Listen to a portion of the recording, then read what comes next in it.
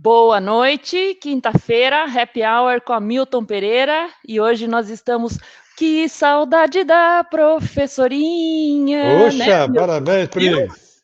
Que legal, oi, em sabe homenagem tudo. a você, a gente sabe que você gosta dessa música, a gente botou essa pauta hoje aqui, voltar ou não voltar às aulas em Sorocaba este ano. A gente vem Eis a discutindo... questão. A gente vem discutindo aqui alguns temas que fazem parte aí do dia a dia das pessoas nessa época de pandemia. A gente já conversou com os artistas, a gente falou do aniversário da cidade, e hoje em dia a vida de todo mundo está uma loucura, a vida das mães, dos pais, das professoras que também são mães. A gente fica todo mundo meio perdido, louco para a criança voltar para a escola, porque eles dão o maior trabalho em casa, porém com medo, porque a criançada não toma cuidado, que noção que tem de usar máscara, de que tem que limpar a mão toda hora. Até em casa a gente fica em cima deles. Então, é uma situação que não é fácil. A gente trouxe aqui a professora Maria Emília, que é professora da Rede Estadual de Ensino, ela dá aula de português e espanhol. A Helena dá aula na Rede Municipal de Ensino, dá aula de tudo, para tapar tudo de criançada pequena, louca. E o professor Hamilton Pereira, pai de 5 crianças. Acertei, Hamilton?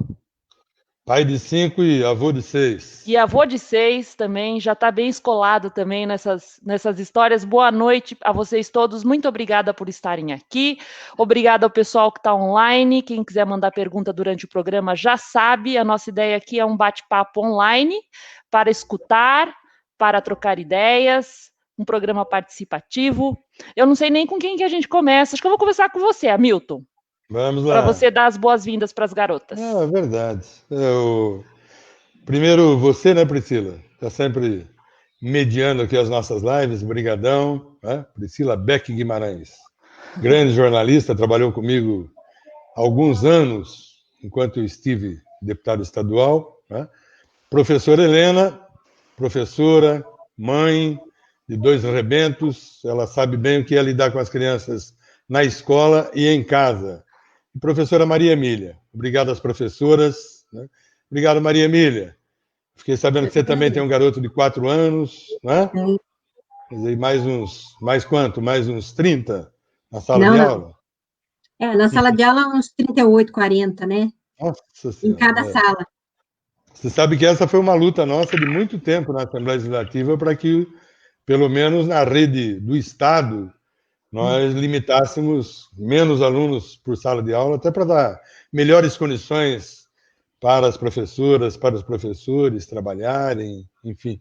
Porque eu cheguei a visitar uma escola, aqui em Sorocaba, eu fui visitar uma escola muito antiga, dentro da Fazenda Ipanema, que nós tínhamos mais de 30 alunos numa única sala, com 2 professores. Tinham metade da sala virada para um lado da parede e metade virada para o outro. Eu lembro disso, Hamilton. Você se lembra disso? Eu lembro disso. Você estava comigo naquela visita? Eu estava. Dentro da Fazenda Ipanema? Eu estava. Então, você imagina o que é a vida das professoras, dos professores, essa superlotação das classes, né? Mas vamos conversar com as nossas professoras aí, deixar que elas falem dos seus desafios, Foi das suas aflições. Foi uma realidade totalmente nova, né, Maria Emília? Porque a gente sempre, assim, nós que trabalhamos sempre aí com a rede estadual, em contato com os problemas da rede estadual, a gente sempre soube da falta de estrutura das escolas, etc e tal, aquela dificuldade. Aí você muda para uma forma de dar aula online, com uma tecnologia que talvez os professores não estivessem acostumados, as crianças talvez um pouco mais, porque elas gostam dos youtubers, né? Estão acostumadas um pouco com aquilo, mas como que foi? Foi assim, foi rápido se adaptar a essa nova forma de dar aula? Não foi muito rápido, não, para falar bem a verdade, né? Na realidade, a gente ainda tem alunos que a gente achava que serem mais espertos, digamos assim, do que nós, né, que somos mais velhos, com a relação da internet, mas a gente percebeu que não. A gente encontrou muitos alunos com dificuldade de entrar no óbvio, que a gente às vezes achava que era mais fácil, né? sem contar com uma parte dos alunos que a gente não tem o contato via internet, porque eles não têm nem celular, né? A gente tem essa realidade também, que a gente acaba fazendo atividade impressa para mandar para eles. Nós, professores, tivemos que nos habituar em diversas plataformas online para ver qual seria melhor para nós nos habituarmos a essa nova vida, né, de professor. Na realidade, foi um trabalho árduo para todos, acho que para aluno e para professor também. E a gente ainda está aprendendo, né? Não está fácil ainda. Helena, você que dá aula para os menorzinhos ainda, eles estão numa fase complicada, né, de acompanhamento. Eu estava comentando com elas aqui, Hamilton, um pouquinho antes de começar. O meu filho tem 12 anos, ele tá no 7º ano, e eu me pego tendo que explicar algumas coisas para ele não fazer errado prova. Eu imagino os do 5º ano, Helena, como que é se virar com a criançada, hein? Não está sendo fácil. Como a Maria Emília falou, a gente caiu de paraquedas, né, numa novidade que nós não estávamos acostumados, e eles muito menos. A grande maioria não tem acesso à internet. Quando tem, é a questão de um celular por família, e aí todos na casa estão tendo que usar, então está sendo bem complicado. Muitos realmente estão tendo essa dificuldade de não conseguir realizar as atividades por causa disso. Então, não é fácil nem para os pequenos. Como que já tá nascem sabendo, né? Porque a grande maioria já nasce sabendo mexer no celular, que eu fico espantada, mas mesmo assim estão enfrentando dificuldades. Muita dificuldade, até porque você assistir uma aula não é a mesma coisa que você ver um youtuber falando do assunto que você gosta, né? Assistir a aula na classe, às vezes a molecada tem sono, dispersa, eu imagino no computador. A minha irmã... A criança comendo, com você, a criança com pijama, abrindo a boca, que estava tirando um cochilo, você vê de tudo. De tudo. Minha mãe estava comentando que o meu sobrinho, ele tem 7, 8 anos, ele põe lá a aula dele é ao vivo, né? Então, ele desliga a tela do celular, do computador dele, e ele sai, vai na geladeira, toma água, vai no banheiro, e desenha, e faz outras coisas, que é uma loucura, Eu considero, assim, tem grupo, eu tô na posição da mãe, né, que eu trabalho em casa, já trabalhava em casa, e tô com meu filho aqui, em casa, e eu também me adaptando, né? Até a Valquíria Cristina, ela está falando aqui, ó, cancela esse ano escolar. Eu ia falar isso. As mães, a gente entra no grupo de WhatsApp das mães, a conversa foi evoluindo de um bimestre para o outro, porque a gente foi aprendendo a lidar com as situações. Aí eu falava assim para elas, gente, acalma, porque esse é um ano perdido. Do ponto de vista educacional, é um ano perdido, eles não vão aprender nada. Eu tô errada falando isso para elas? De certa forma, sim, Pri, porque a criança, ela aprende no convívio, no relacionamento com o outro. São novas formas de aprendizagem, né? Então, nós estamos vivendo um novo tempo. Então, ela está aprendendo a todo momento. Não significa que esse conteúdo, essas novas vivências são perdidas, né? São coisas que elas vão poder utilizar daqui a um tempo. Cancelar o ano escolar, pela legislação, não é permitido. E a gente enfrenta um outro problema. Como é que a gente vai fazer com as crianças que estão chegando? Porque no caso do município, nós iremos receber, por exemplo, o primeiro ano, que está vindo da educação infantil, e aí onde nós vamos colocar, que espaço a gente coloca essas crianças que nós vamos receber, e ficar com as crianças que ainda nós estamos até o 5º ano. Então, logisticamente falando, a gente não tem espaço para isso. A aprendizagem é uma coisa que a gente consegue recuperar com o tempo, não é algo que danifica a aprendizagem da criança esse tempo. São coisas que nós, do decorrer do estudo dele, durante toda a vida dele, ele consegue recuperar. Tanto que o nosso foco no município foi ver conteúdos que são essenciais para que a criança saiba, para que ela possa continuar a sua aprendizagem nos próximos anos. Que legal! A minha opinião em relação a isso, eu concordo com a Helena, que o aluno ele aprende de diversas formas, não precisa ser só na forma presencial. O que me preocupa em relação a esse ano, que é um ano atípico para nós, não é a questão da aprendizagem em si, como a Helena mesmo falou, os alunos eles vão aprendendo, uns mais, outros menos, mas tem uma forma da gente recuperá-los, né? O que me preocupa é a questão de a gente não parar para pensar, nesse caso, né, nesse ano, na pandemia, o que aconteceria se nós voltarmos? O que vai acontecer? Porque, assim, eu acredito que nem adulto respeita direito, né? A gente parar para pensar a questão do uso de máscara, do álcool em gel, alguns, inclusive, que nem acreditam que a pandemia existe, né? Você imagine um aluno que, de repente, chegue na escola, sendo criado numa família, gente, nada contra a família que cria assim, mas eu fico pensando no geral. E, de repente, não acredita, que nunca usou máscara, que não está habituado com álcool em gel, ele chega na escola, ele quer desrespeitar todas as normas que tem na escola, o que a gente faz? E daí, se um aluno está assintomático, mas ele possui o Covid, né? Essa é a minha preocupação maior nesse momento, porque a aprendizagem, claro que não é a mesma. Eu seria hipócrita se falasse que eles estão aprendendo da mesma forma, que eles estão aprendendo tudo. Claro que eles estão aprendendo habilidades essenciais, básicas agora nesse momento. Mas o que me preocupa mais neste momento é a questão da volta.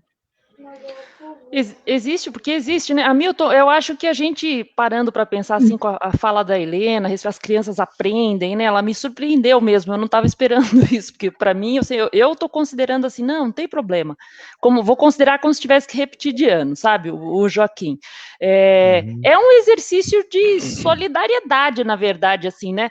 Dos professores, porque tem essa questão dos alunos que vão entrar, dos pais, da própria rede de ensino, é uma coisa muito nova para todo mundo, né? Deixa eu aproveitar para cumprimentar o Francisco Carlos. Você veja que as pessoas que estão entrando aqui, estão interagindo conosco, está virando quase uma unanimidade aqui de que o ano letivo deveria ser retomado, ou as aulas presenciais só deveriam ser retomadas no ano que vem, né? Então, um abraço para Francisco Carlos, nossa gratidão por ele estar participando aqui conosco, e a Fernanda Otero. Priscila, você não conheceu. Fernanda Otero foi uma jornalista, trabalhou conosco lá na Assembleia Legislativa e tal, e um belo dia ela resolveu fazer uma viagem, foi para os estrangeiros, porque ela, se não me falha a memória, ela queria aperfeiçoar o inglês dela e tal. E ela foi parar na Irlanda e lá ela acabou se fixando de vez. Acho que ela gostou da Irlanda e ficou por lá. Acabou de entrar aqui, quer dizer, nossa live está internacional, né? Mas a Helena falou que essa criançada parece que já vem sabendo, né? E realmente, quando ela falou isso, eu me recordei que, num determinado momento do nosso mandato, aí, se não me falha a memória, em 2004, né, houve um movimento aqui no Brasil, essa coisa teve uma audiência, inclusive, no Senado, e que depois nós conseguimos trazer um educador, eu não me recordo o nome dele aqui no momento, mas era uma figura extraordinária. Vocês devem ter, as professoras principalmente, já devem ter ouvido falar nisso, né? Ele defendia a educação de 0 a 6. Gerou um movimento aqui no Brasil, 0 a 6, porque ele dizia que a criança aprende. Eu me recordo bem da fala dele conosco lá na audiência, na Assembleia Legislativa. Ele dizia, olha, vocês precisam tomar muito cuidado com o que fala perto da criança, porque uma criança de 2 anos que está sentada lá num cantinho da sala, que você pensa que ela não está ouvindo nada, né? Qualquer coisa que você estiver falando aqui, ela é um gravador, né, muito receptivo, e ela vai gravar coisas que depois vai surpreender vocês. Vocês achavam que ela não estava ouvindo e tal? Elas têm essa capacidade de assimilar, mesmo de longe e tal. Então, é verdade, nós temos observado isso, as crianças de hoje em dia são diferenciadas. Elas vêm e, de vez em quando, nos surpreendem, né, umas tiradas assim, mas de onde ela tirou isso, né? Então, parece que são pessoas, são crianças que já vêm adultas. Você sabe que... Para falar coisa de velho, a gente Se lembra que os antigos diziam que criança levava 3 dias para abrir os olhos? Essas de hoje já vêm com feição definida e tal, olho aberto, e sabendo tudo, e Se bobear, ela fala. conversando que nem Você, adulto. eu escutei você falando isso quando eu estava dentro da barriga. Não é? Exatamente.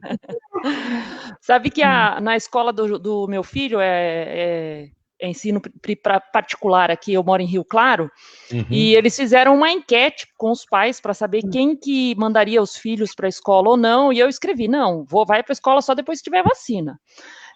Mas teve ali uma diferença. Oi. No município, nós também fizemos essa pesquisa com os pais, as escolas mandaram, a Secretaria de Educação fez, a gente enviou, 85% disse que não queria a volta, e foi exatamente por esse motivo que a prefeitura decidiu não voltar esse ano. Então, nós voltaríamos somente com aula presencial no ano que vem, porque eles escutaram os pais. E você sabe que agora eles decidiram que, assim, vão dar aí uma folga para nós e para as professoras, eu não digo, porque eu acho que elas vão ter que dar um jeito ali nessa semana, mas aquela semana do dia 5 ao dia 13, eles falaram que vai ser recesso, as mães fizeram muita festa no grupo do WhatsApp, e aí eles vão fazer um esquema híbrido. Eu falei que aquele recado da escola, eu falei no grupo das mães, parece uma mensagem criptografada, porque a aula presencial vai ser opcional. Quem quiser vai acompanhar à distância, vai ser o samba do crioulo doido, né? Aquilo, porque eu ainda não estou entendendo como vai ser. De qualquer maneira, o Joaquim não vai para a escola, eu vou continuar acompanhando ele aqui. O que vocês aconselham para as mães nessa época, nessa fase que a gente está vivendo de volta? Não se manda de volta para a escola ou não, do ponto de vista de aprendizado. O que é ideal? Porque as mães ficam malucas, porque tem que trabalhar, tem que cuidar da casa, vocês têm que trabalhar dando aula para as crianças e tem que cuidar da casa. A Helena tem 2 filhos, a Emília tem uma menina ou um menino, Emília? Um menino de 4 anos, né? 4 aninhos. Então, acho que vocês podem até dar um conselho de forma empática, né? Porque vocês são mães e são professoras. Vamos começar pela Maria Emília. Vamos lá. O que eu posso tentar te ajudar como mãe, né? O que a gente aconselha, porque na escola em que eu trabalho, a gente já trabalha muito com alunos tutorados nossos, ou seja, cada professor tem um grupo de alunos que a gente monitora um pouco mais de perto, né? E isso é uma forma interessante, porque a gente acaba conversando com os pais também, né? A gente tem o contato com os pais e com os professores, com os alunos. E a gente aconselha que, neste momento, oriente o aluno a fazer uma rotina de estudo. Eu acho que isso é interessante, uma rotina de estudo para ele. Porque o aluno em si, principalmente o adolescente, que é a fase com que eu trabalho, eles são um pouco desorganizados, né? Eles não conseguem se organizar sozinhos, eles não conseguem fazer, olha, hoje tenho aula de fulano, amanhã eu tenho aula de ciclano, então vamos fazer atividade, vamos planejar as datas. É complicado para eles. Então, o que nós bolamos para ajudar os pais? Nós fizemos um cronograma com o horário das aulas dos alunos, né, de todas as salas. Isso é interessante, de repente, para os pais também correrem atrás, perguntar para a escola a relação desses horários também, que a escola com certeza vai disponibilizar. E marcamos também a questão de um lembrete de como estudar. Por exemplo, olha, prepare um lugar calmo, organize suas atividades por data, para ver qual você faz primeiro, qual não. Se tem dificuldade, realiza todos daquele professor primeiro, para depois ir para o próximo, sabe? E assim, a gente tenta acalmar os pais para falar para os pais, olha, se o aluno mesmo assim não conseguir, não se preocupa, né? O mais importante é que ele está tentando, ele está interagindo, ele está aprendendo de uma forma diferente, mas ele também está sabendo dar valor à forma que ele tinha antes. Eu acredito nisso. Então, eu acho que a gente tem que fazer tudo com calma, com parcimônia, né? Legal. Vamos lá, Helena. Boa dica, hein? É uma fala que eu vi, que eu não lembro quem que colocou nos comentários, que é a questão assim, vidas a gente não recupera depois, a aprendizagem sim. Perfeito. Então, eu sempre ter isso em mente, né? Então, como eu já disse, as crianças menores, elas dependem muito mais do adulto do que os maiores, né? Então, a autonomia deles é diferente. Ele necessita de um adulto do lado dele para realizar as atividades. Tanto que nossa orientadora conversou com a gente e solicitou para que a gente fizesse atividades que a criança consiga desenvolver sozinha, para que ela não tenha tanta essa dependência do adulto ao lado dela. Nós também fazemos o roteiro, que nem a professora Maria Emília falou, na segunda-feira, o que a criança faz, na terça, na quarta. A criança, ela não é obrigada a seguir, mas é uma forma, um caminho que ela pode seguir para ajudar nesse estudo dela. Maravilha. Sabe, a Fernanda aí, o Fernanda. A Fernanda, você e a Fernanda, vocês estão assim, vocês dois hoje, eu vou ficar saudade, com ciúme, Fernanda. Essa é uma amiga. Não, jornalista, você só pode falar bem de mim. Fernanda, pare com isso. Uma amiga muito querida como você, Priscila. Não, é brincadeira, é brincadeira. Trabalhou comigo, uma figura sensível. Obrigado pelo elogio, minha querida. Você viu a Lilian? A Lilian fez um comentário aqui, que o filho é asmático, né? E que, obviamente, ela falando como mãe, falou, meu filho não volta esse ano, né? E claro que acho que toda mãe tem essa preocupação. Ontem, por sinal, eu estava passeando com o meu cachorrinho aqui na rua, encontrei uma pessoa que eu sei que tem 2 meninos gêmeos, idênticos, univitelinos. O Lucas e o Thomas. E eu perguntei dos meninos para ela, ela falou assim, eles estão trancados em casa, não estou deixando ir para a escola e tal, porque eles têm leucopenia. Eu, inclusive, hoje entrei no Google para saber o que é a leucopenia e tal, e acabei descobrindo que foi uma coisa, inclusive, com a qual nós lidamos no mandato e tal, né? Que o organismo para de fabricar glóbulos brancos, cai a defesa, a imunidade das crianças e tal, e torna elas muito vulneráveis, né? Como a criança que tem asma aí, a da Lilian, que se manifestou agora há pouco. Então, acho que tem muitas mães com essa preocupação, porque nós aqui em casa, claro, os meninos cresceram, são moços, homens, enfim, né? Mas tem um que puxou a Virgínia cuspido e escarrado, como dizem, né? Quer dizer, essa coisa de alergia, a Helena sabe disso, estou falando do Rodrigo, né?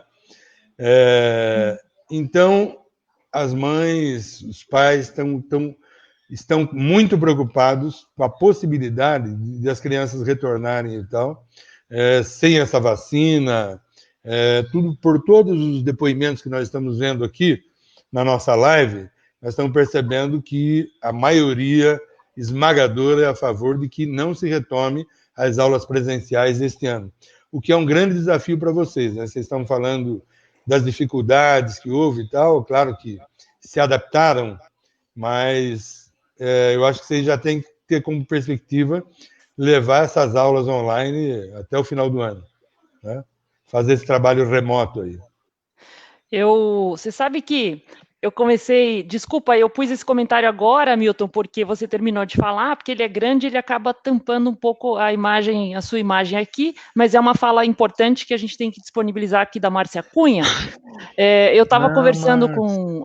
o Joaquim estava acostumado num ritmo assim de ficar acordadão até de madrugada, jogando, e eu pensava, eu vou deixar ele meio livre porque não sai na rua. Eu tenho que trabalhar. Se ele ficar dentro de casa, o que eu vou arrumar para esse moleque fazer, né?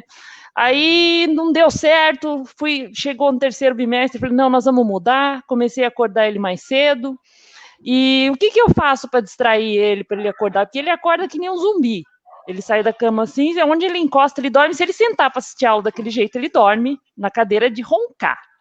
Aí eu comecei a falar para ele, não, tudo bem, você vai fazer faxina no seu quarto. Daí ele vai lá, ele passa aspirador, ele passa o pano, aí eu fico arrumando coisa para ele fazer. O que ele tem para fazer em casa? Ajudar na atividade doméstica.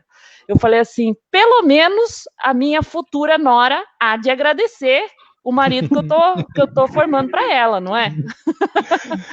Você vê que há vantagem até numa criança ter uma mãe draconiana, né? Uma mãe megera, né? Até nisso. Megera. É nada. Marido a gente não consegue mudar. Marido Eu a tô gente não consegue brincando. mudar. Você é um doce. O Joaquim é que Doce. pediu para. Eu tenho certeza que o Joaquim é que pediu Não. para limpar a casa, Foi. tudo. Foi, lógico, lógico. Eu falava, filho, você que sabe, a mamãe não disse que não precisa, mas se você quer.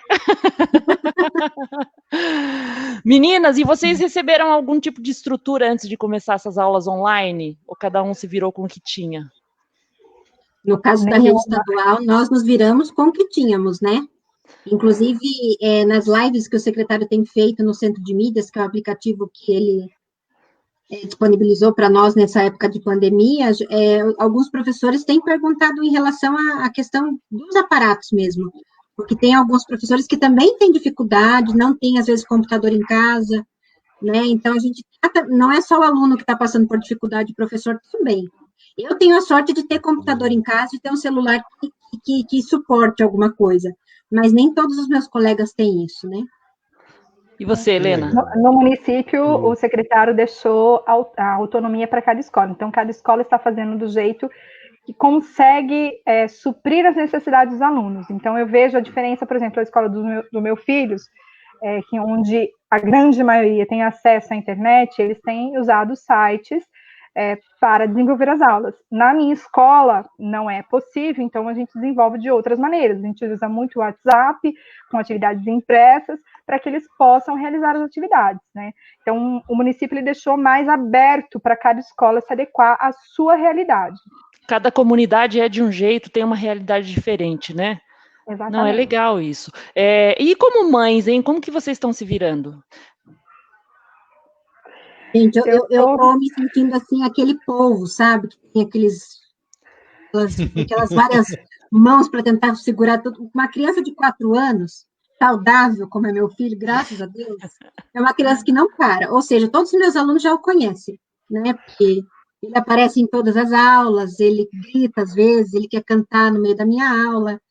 E tem a aula dele também da escolinha, né? Que por mais que ele ainda não ele vai fazer 4 anos ainda agora em outubro, por mais que para ele ainda não seja obrigatório, a gente tenta estimulá-lo, né? Na questão dele não perder o contato com os colegas, pelo menos na fase online ali, né?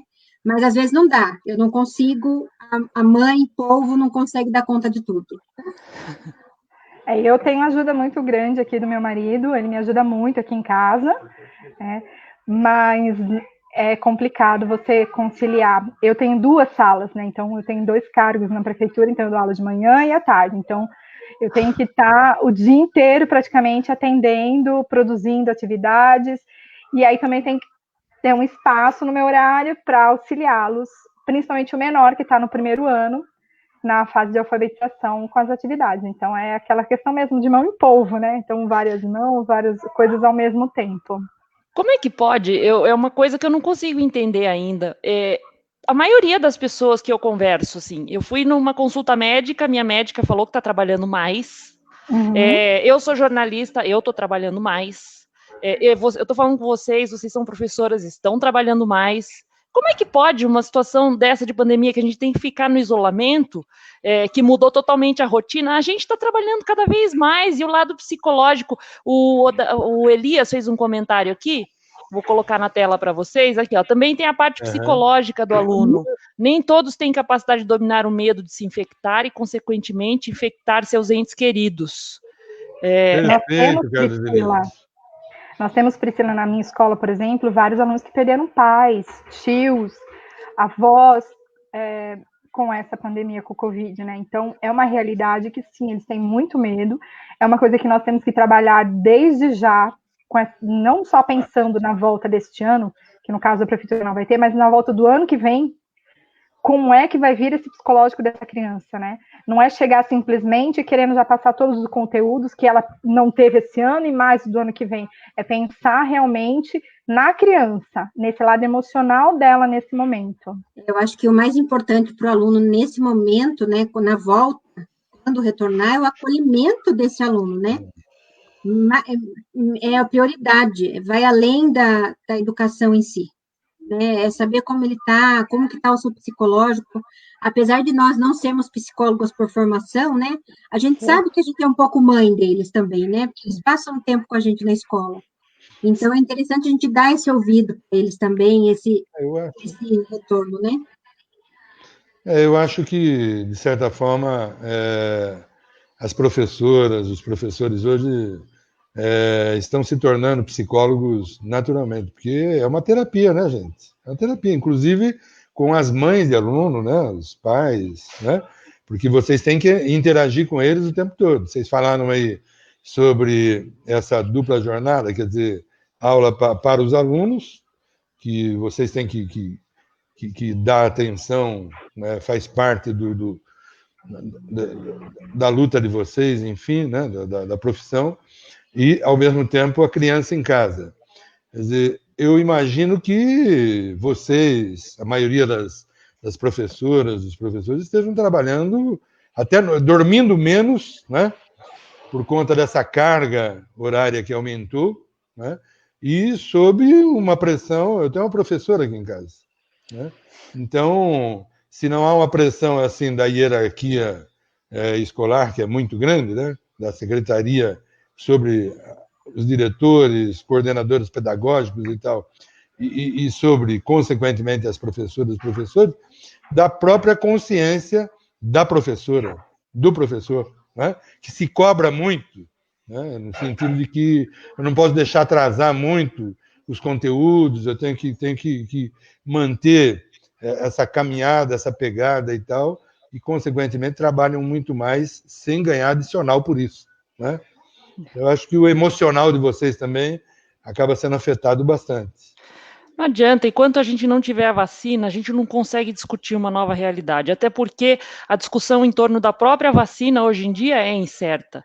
A gente lê muita coisa a respeito de quanto tempo dura a imunização em relação a esse vírus, a gente está vivendo uma coisa muito maluca. Na verdade, as escolas, as redes deveriam estar discutindo como seguir com o ensino à distância de uma forma mais estruturada, porque teve que se adaptar na correria, no sufoco, todo mundo foi assim, né? Com todos os setores foi assim. Agora, para o ano que vem, a gente já sabe que é a nova realidade, é o novo normal, né? Que a gente tem comentado. A Caroline mandou uma pergunta aqui, que está me ajudando aqui na discussão. Pesquisas indicam que períodos longos de distanciamento do ambiente escolar aumentam a evasão e a violência contra crianças e adolescentes. Esse argumento é bastante defendido. O que vocês pensam a respeito disso, hein? A nossa maior preocupação é com a criança, né? Com o bem-estar da criança. Então, essa questão da violência é um fator que a gente pensa, discute, mas a gente também sabe que o melhor para ela nesse momento é ficar em casa, né? A questão da evasão, ela é maior para os maiores, né? Então, na faixa etária em que eu atendo, não existe tanta evasão escolar. Então, nesse quesito, eu não tenho como opinar muito. A evasão escolar, no meu caso, também não ocorre tanto, porque, apesar de ser o Fundamental 2, que a gente chama os anos finais, ainda não são aquele pessoal que sai para trabalhar, né? Que tem mais do porte do ensino médio. Então, a gente não tem tanto problema com evasão.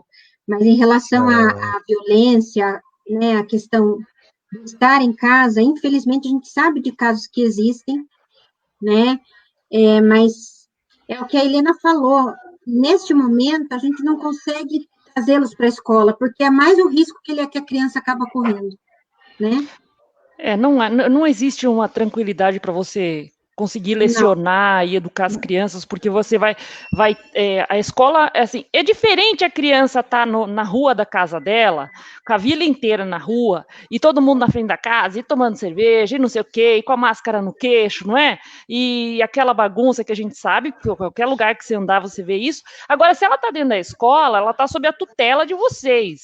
E aí, se ela pegou com uma outra criança, aí vai virar aquela bomba para cima da escola, o tiroteio vai virar para cima da escola, porque não cuidaram das crianças. Eu acho uma loucura fazer isso.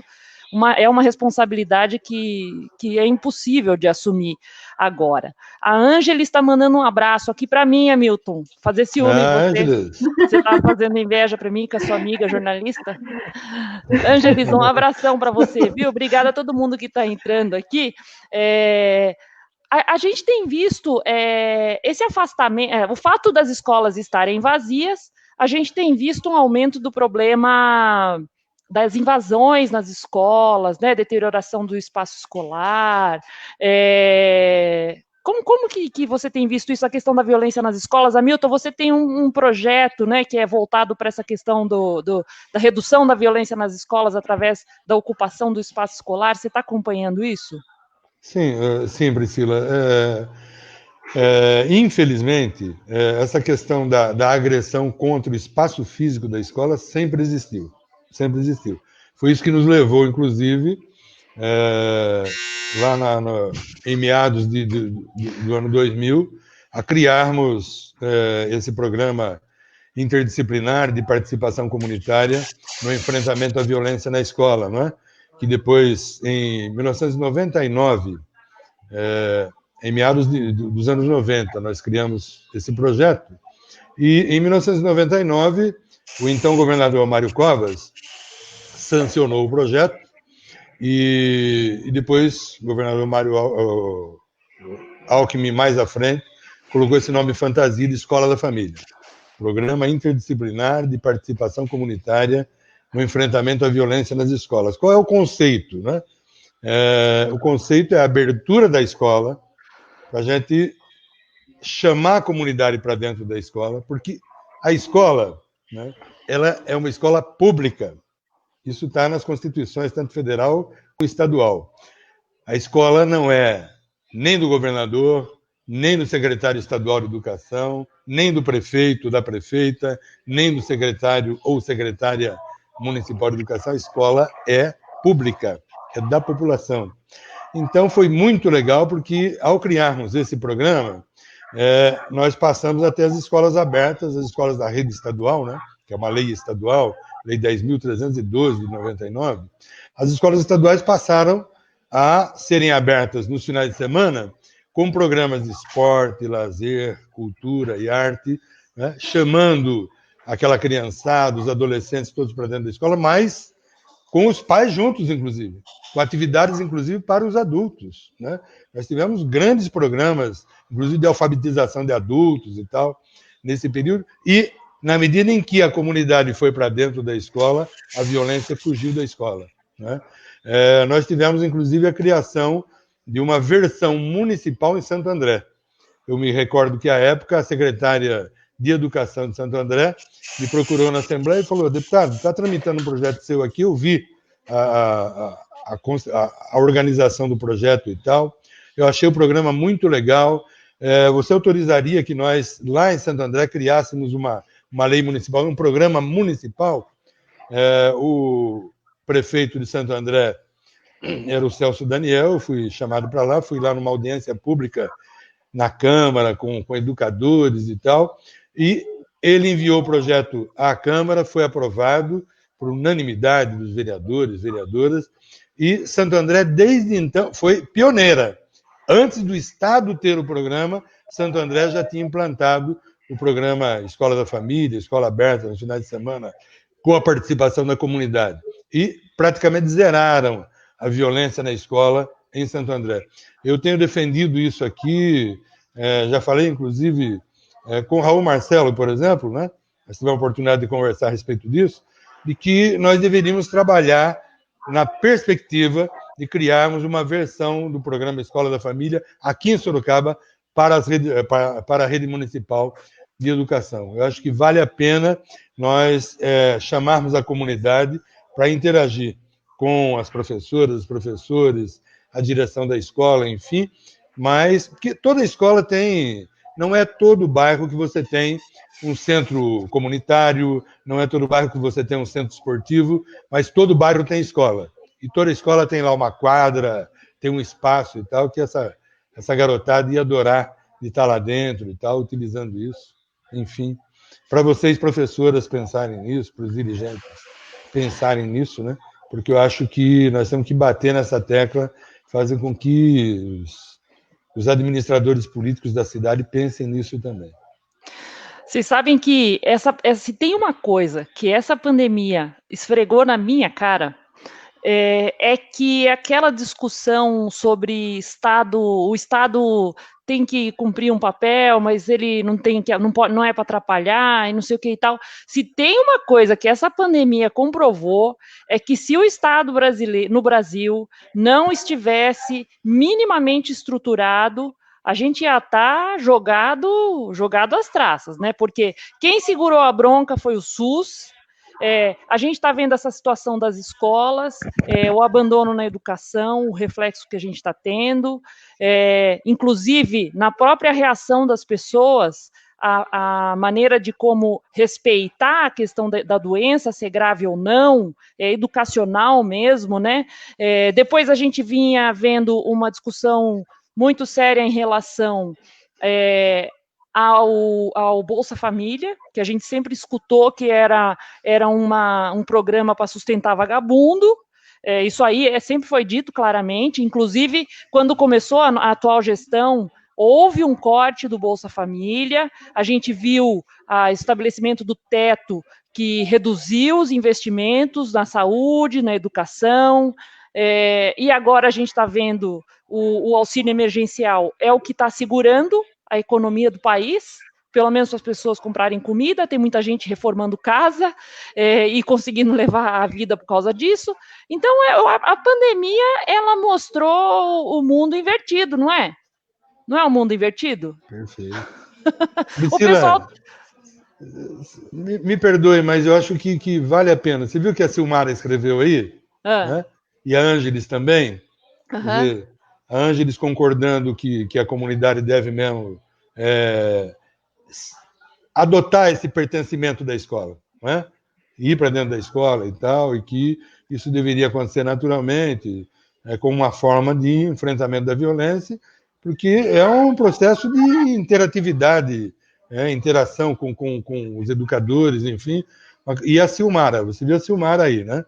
É muito interessante essas observações. Obrigado, Silmara. Quer dizer, não é culpa da escola essa questão da violência, muito pelo contrário. A escola é vítima nesse processo, né? Na realidade, o problema é que, às vezes, essa questão da violência na escola é encarada de uma forma muito policialesca. Bota a polícia militar, bota a polícia morando dentro da escola, sabe? Bota policial aposentado morando dentro da escola para ser zelador e tudo mais. Eu já ouvi muito dessas receitas, né? Bota mais polícia, polícia civil, polícia, guarda municipal. Enfim. Eu acho que a guarda municipal, sim, é uma corporação pensada para defender os próprios municipais. Eu acho que ela tem como ser parceira dessa comunidade, do entorno da escola e tudo mais. Acho muito legal, mas eu acho fundamental que as pessoas tenham essa visão de que a comunidade deve se apropriar do espaço escolar também como espaço de construção, né, de atividades, esporte, lazer, cultura e arte. Isso é muito saudável.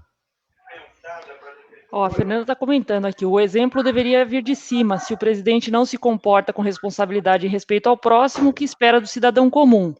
Muito complicado, né?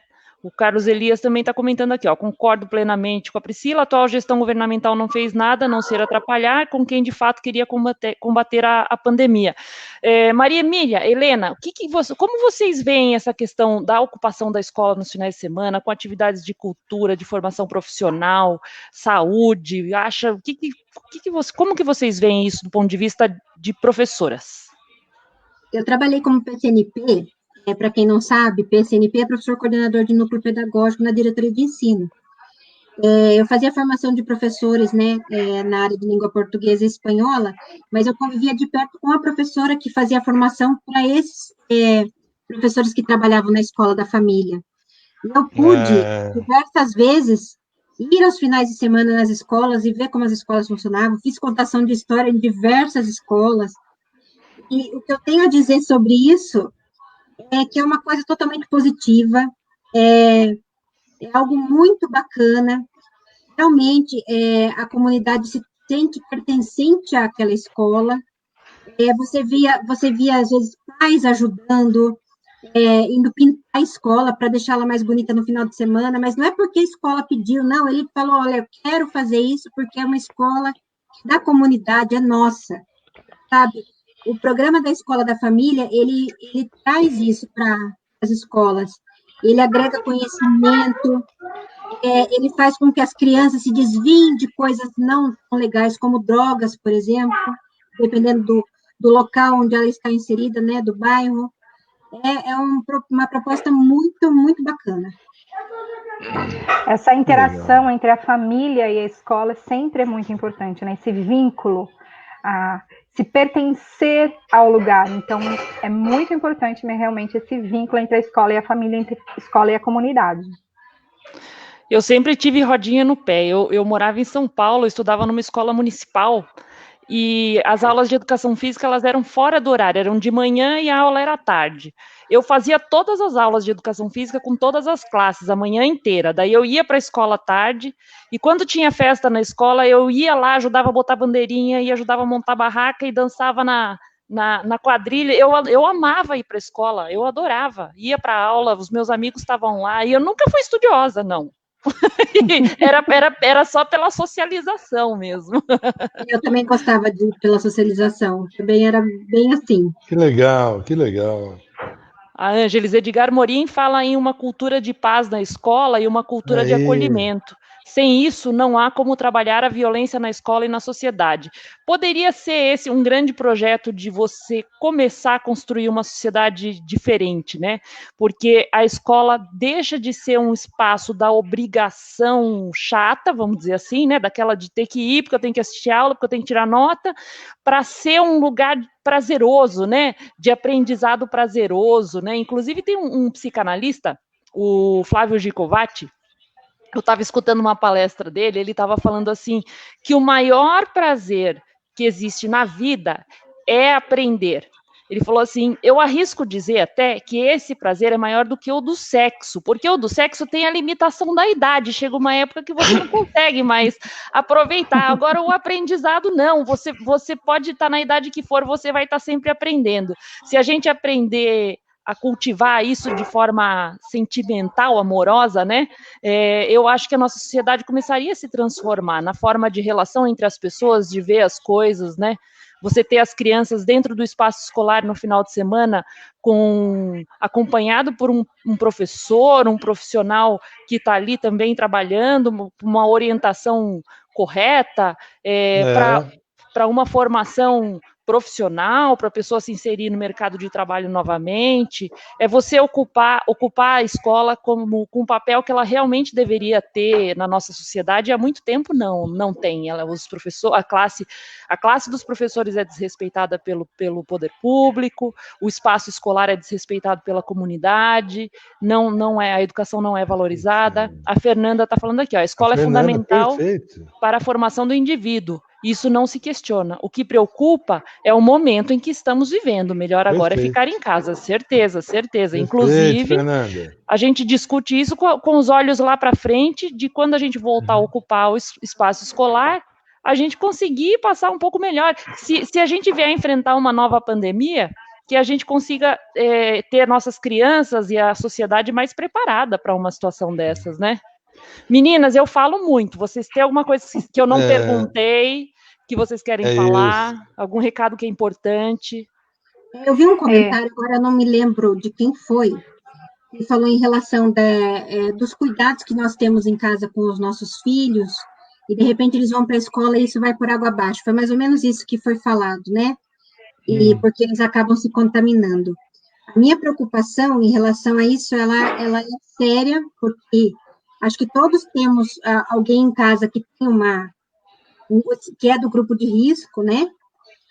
E não é por isso. O problema é que, assim, às vezes a gente fala, nós professores, olha, concordo que a gente não deve voltar. Eu sou a favor disso, que sem vacina, sem conhecer 100% o vírus, não é nem a vacina, conhecer 100% o vírus mesmo. Eu acho que a gente não deve se arriscar, não é? Mas, assim, o que me incomoda, eu gostaria de deixar aqui, é que a gente vê muitas pessoas falando, pensando mesmo que nós aqui no momento. Nós, internamente, fizemos uma pesquisa na escola, nós vimos que mais de 90% dos pais não querem retornar por conta do medo dessa pandemia, mas o que me preocupa, neste momento, é escalas superiores, secretário de Educação, governador, no caso do Estado, não entender essa real preocupação nossa, e algumas pessoas ainda falarem que professor não trabalha, né? Questão da desvalorização, como a Priscila bem falou. Isso é uma coisa que me chateia e me incomoda e me preocupa. Eu também concordo com a Maria Emília. Me chateia muito essa questão da desvalorização do magistério. A simples fala assim, você só dá aula? Para eu dar aula, eu tenho uma gama de estudo, uma gama de preparação para chegar no momento do contato com o aluno. Eu não simplesmente chego lá e o que está na minha cabeça eu vou falando para o aluno. Eu tenho toda uma preparação. O professor não recebe inspiração, né? Não tem bola de cristal. Exatamente. Não vai falar, eu vou dar aula disso agora. Não dá. Exatamente. Então, uma grande dificuldade que nós encontramos foi no uso desses aplicativos, nessa nova tecnologia, e não se valoriza, né? Então, esse é o grande problemático, não se valoriza o professor, não se valoriza a escola. Enquanto a sociedade não entender que a escola é primordial, nós vamos continuar nessa, infelizmente. Uma coisa também que eu queria fazer é um adendo. Muita gente fala, mas eu não tenho nenhum problema de saúde, eu não sou do grupo de risco. E cada pessoa reage de um jeito com esse vírus. Esse é o grande problema, e eu posso falar isso como professora também de biologia, porque eu fiz biologia. Cada organismo é diferente, cada organismo reage diferente conforme o vírus. Nem todo mundo tem os mesmos sintomas. Tem pessoas que vão ter sintomas leves, bem leves. Tem pessoas que vão precisar ficar internadas com o uso de respirador. E tem pessoas que vão morrer. Isso não é porque ela tinha problemas de saúde, não. É porque o organismo dela não reagiu bem ao vírus. Então, isso a sociedade tem que entender. Nós não queremos não trabalhar, nós estamos querendo proteger as nossas crianças e os nossos funcionários. Porque a gente também tem que lembrar... Sim, nós temos que lembrar que uma escola ela não funciona só com as crianças. Nós temos os professores, nós temos os inspetores, nós temos a área administrativa, nós temos os faxineiros, nós temos a parte da merenda. Tudo isso são profissionais que também precisam desse cuidado, né? Então, a criança, não me lembro quem comentou aí, fez um comentário, ela, na maioria das vezes, na grande maioria das vezes, ela é assintomática, ela não demonstra os sintomas, mas ela passa esse vírus. Teve uma pesquisa nos Estados Unidos, que saiu recentemente, de que as crianças passam muito mais do que uma pessoa que está internada na UTI. A carga viral dela é muito maior de transmissão. Então, é um risco muito grande você colocar crianças num espaço pequeno, muitas vezes sem ventilação adequada, e que possa transmitir para a sociedade em geral, né? Então, essa é um... E a criançada grita, ou seja, ela perdigota mais longe, né? E estão todos se abraçando e socando a cabeça um do outro, porque eles são todos assim, agitados, não é? Não é assim? Exatamente. Então, eu vejo pelos meus filhos, por mais que eu fale para eles, não pode beijar, não pode abraçar, eles já vem correndo abraçar, vem correndo beijar. Como que você vai controlar a criança? Ela sabe, eles sabem a problemática do vírus, eles sabem o que está acontecendo, mas eles não conseguem, é da natureza deles, né? Eles são muito expansivos nesse sentido, né? Então, é complicado. Hamilton, eu vou colocar um comentário para você falar daqui a pouco. Enquanto isso, eu queria fazer um comentário, uma ponderação aqui. Eu sempre que eu discutia a eficiência do programa Bolsa Família com amigos que tinham uma posição política diferente, eu sempre falava assim, não, o Bolsa Família não é para mudar o pai e a mãe da criança, é para mudar a criança, para ela ser um adulto diferente. Perfeito. Porque a ideia é a criança ter acesso à educação, à escola, para ela poder ter uma vida melhor. Aqueles pais, eles já estão inseridos nesse contexto, que vai ser muito mais difícil tirar. O Bolsa Família nunca teve a pretensão de tirar o pai e a mãe daquela situação. Sempre foi poder dar uma condição diferente para a criança. Eu acho que a gente vive um momento muito diferente também, de que as pessoas... a gente vive num mundo de pessoas desamparadas. Falando do ponto de vista assim, das pessoas economicamente que só passam por dificuldades mais vulneráveis, vamos dizer assim, é uma escassez em todas as áreas, é uma carência em todas as áreas, da saúde, na educação, no emprego, na moradia. Então, muitas vezes, aquela família muito simples, às vezes a mãe tem a tendência de, como ela está se sentindo sobrecarregada com aquela situação da educação da criança em casa, porque isso jogou no colo dos pais a responsabilidade da educação, que é uma coisa que os pais sempre quiseram jogar para a escola, né? Principalmente a escola particular, falar, tô pagando, vocês que resolvam aí, né? Mas não, a pandemia colocou no nosso colo uma realidade que ela tem que ser a realidade da vida 100%, né? A criança precisa da atenção em casa também para aprender. Só que a nossa tendência é sempre jogar a culpa no outro. Então, assim, tem o lixo aqui na rua, a culpa é do prefeito que não limpa, é sempre do outro. A culpa não é minha que joguei o lixo no chão. Essas aulas, essa porcaria, esse professor, a gente vive nesse meio, nesse caldo cultural, vamos dizer assim. Eu acho que o momento talvez seja de uma reflexão para a construção de um futuro diferente, né? De uma escola da família que faça a sociedade valorizar, mas é para o futuro. A gente ainda acho que talvez não tenha a oportunidade de conviver isso agora, né? E aí eu queria te pedir, Hamilton, para você também fazer os seus comentários e comentar essa ponderação da Elza. Se precisar de melhorias nas escolas para a volta às aulas, que será no próximo ano, já não devia ter obras ou projetos para essas melhorias? Na Prefeitura de Sorocaba e na rede estadual, ninguém toca nesse assunto. Perfeito, perfeito. Elza, você... Obrigado, viu, minha querida? Obrigado. Eu acho que a Elza rolou uma bola legal aqui para a gente agora. Eu quero me reportar a uma fala tanto da professora Maria Emília como da professora Helena há momentos atrás, né? A pressão que elas sofrem hoje, né? Eu acho que, infelizmente, se criou uma mentalidade, por conta desse tipo de governo que nós estamos tendo hoje, né? Essa coisa da hierarquia e disciplina, que é uma coisa muito dos militares e tal, né? Quer dizer, eu falo, você obedece e não questiona e tudo mais. Então se criou uma coisa meio autoritária, essa coisa da hierarquia, também em todas as estruturas, viu? Educação, mas também saúde. Porque esse pessoal que está se sacrificando hoje, saindo de casa para ir trabalhar no hospital, para defender a integridade do outro, para defender a vida do outro e tal, também está sentindo muita pressão, né? Eu queria que nós todos pensássemos juntos, né?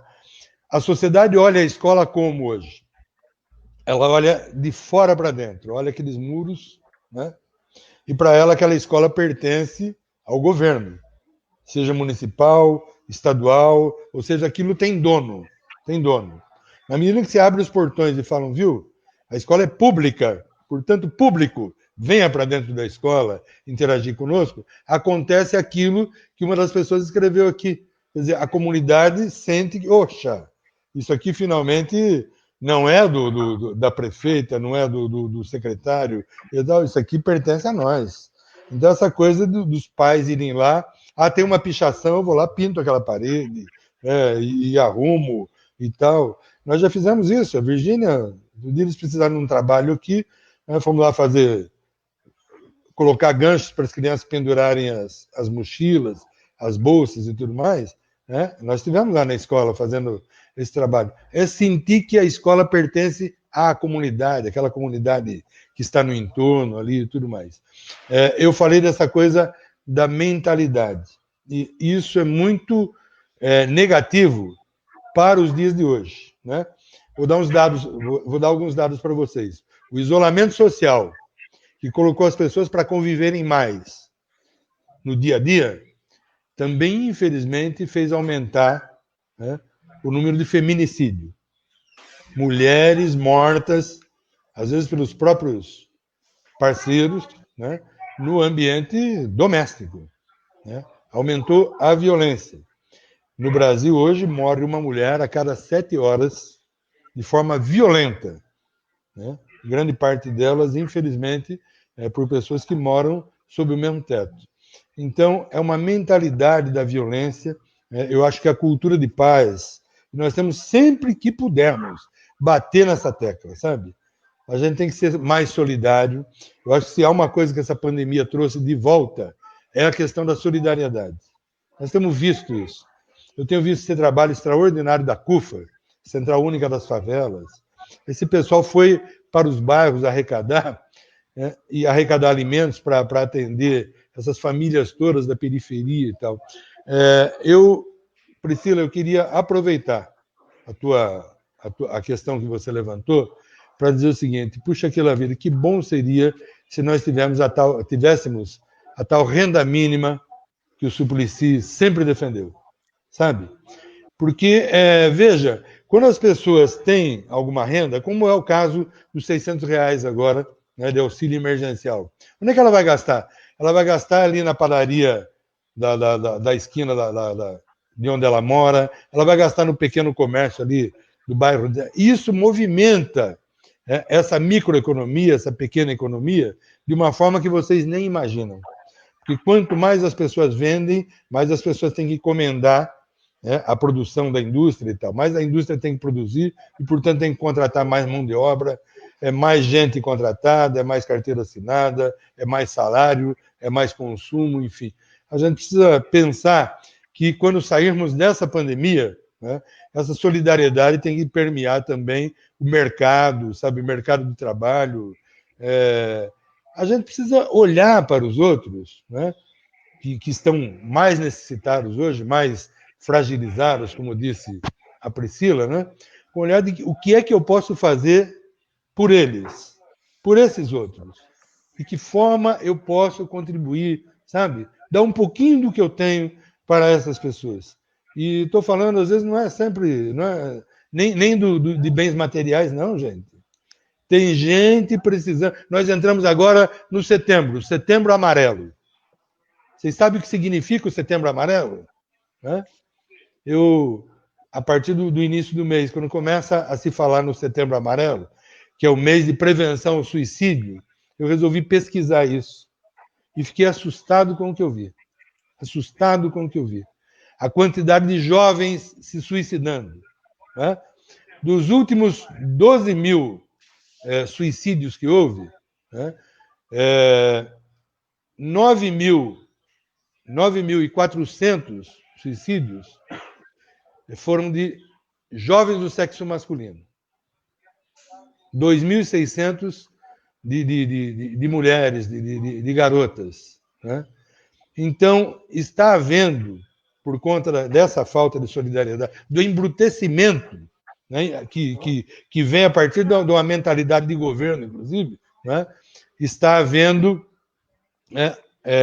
um aumento da violência, né, e a falta de perspectiva para os jovens, para as jovens e tal, lá, está levando essa pessoa a se isolar. Eu queria aproveitar que tem bastante gente participando conosco nesse momento para dizer: preste atenção nas suas crianças, preste atenção no seu adolescente, sabe?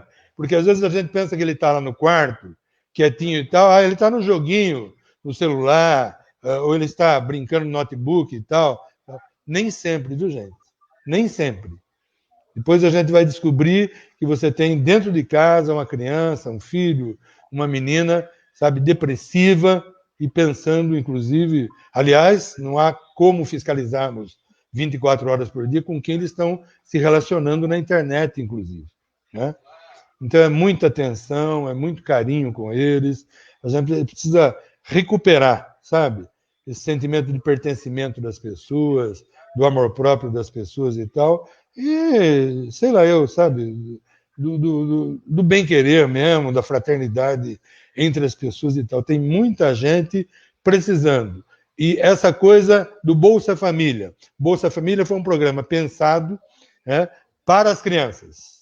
Para as crianças. Então, para a família ter acesso ao Bolsa Família, a criança tem que estar com as vacinas em dia, ela tem que estar regularmente matriculada e regularmente frequentando a escola. Os boletins e tudo mais, passa por uma avaliação para que a família tenha direito a essa ajuda. Então, é fundamental que mantenhamos isso, né? Como mantenhamos também agora a ajuda emergencial, enquanto a gente não terminar esse ciclo, porque é um ciclo. Todo ciclo tem começo, meio e fim. Uma hora vai terminar essa pandemia, mas enquanto não terminar, esse povo está precisando de ajuda. As pessoas precisam comer, as pessoas precisam ter dignidade, viver com dignidade. Nós voltamos ao mapa da fome, o Brasil voltou ao mapa da fome, e tem muita gente no entorno da gente, sabe, na comunidade em que a gente mora, no bairro onde a gente mora e tal, precisando da gente, precisando de uma palavra amiga, sabe, de um apoio, de um ombro, de uma mão estendida. Enfim, vamos pensar nisso. Obrigado a todos que estão participando, que participaram conosco. Eu vou ler a professora Maria Emília, a professora Helena. Obrigado, Priscila. Vou ler um comentário da Geni, eu não vou botar na tela porque é grande, eu acho que periga tampar a tela inteira. Ou vou botar aqui, a gente não precisa ficar se olhando. Põe aí pra gente ver. Ó, Geni. Tenho muita preocupação de como será o futuro dos nossos alunos. A prefeitura não se manifesta claramente, quando nós cidadãos nos damos conta, a decisão já foi tomada.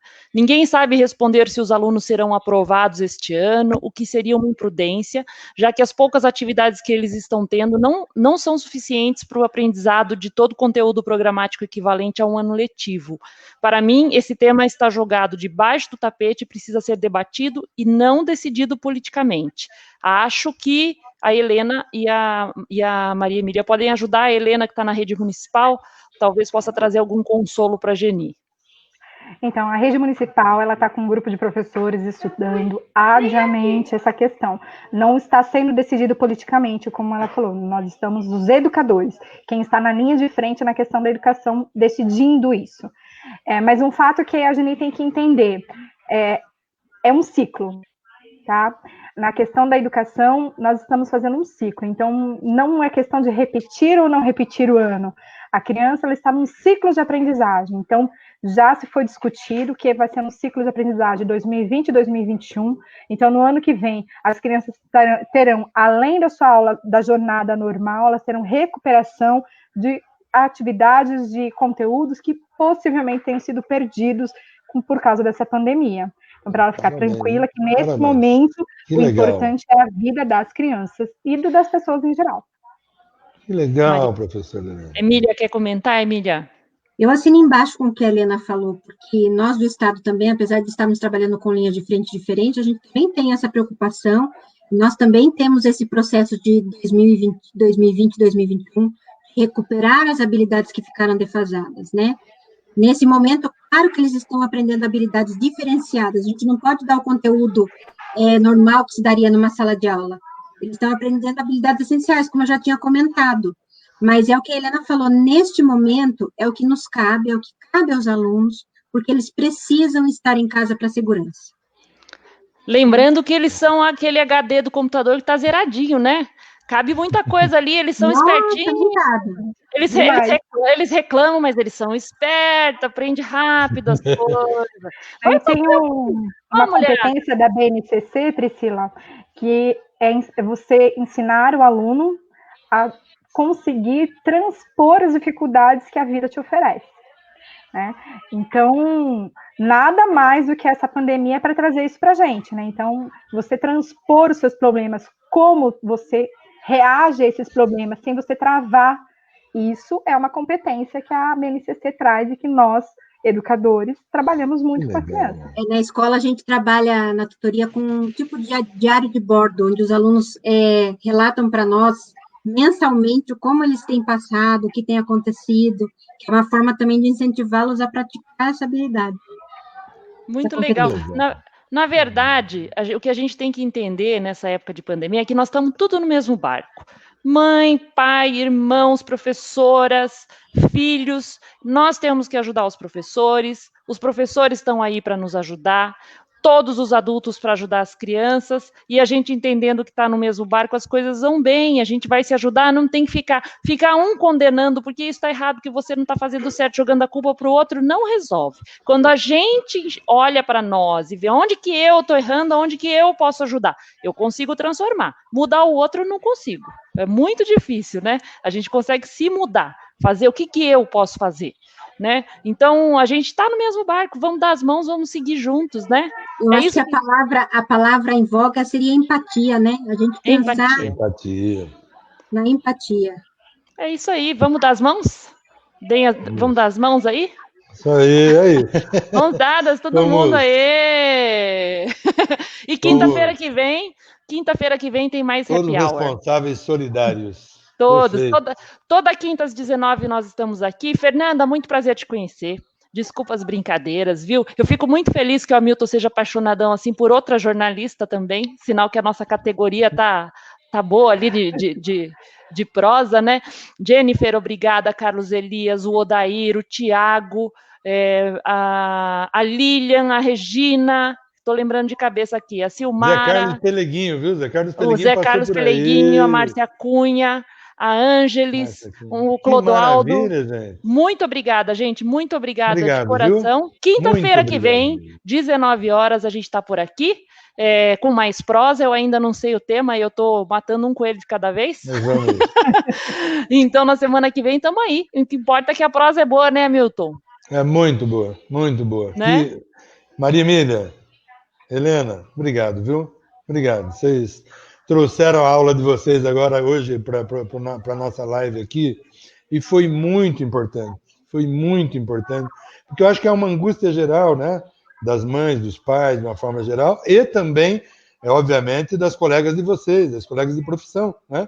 Que estão olhando para vocês e falando assim, puxa, aquela vida, eu estou vivendo isso, esses desafios, que legal, vamos pensar juntos, solidariamente responsáveis, como nós dissemos aqui.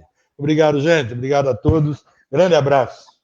Obrigada a todo mundo. Meninas, obrigado, Helena, adorei te rever, foi uma oportunidade muito boa te ouvir como professora, porque eu te ouvia como a Helena, a bióloga, né? Não conhecia a tua prosa de professora, gostei muito, viu?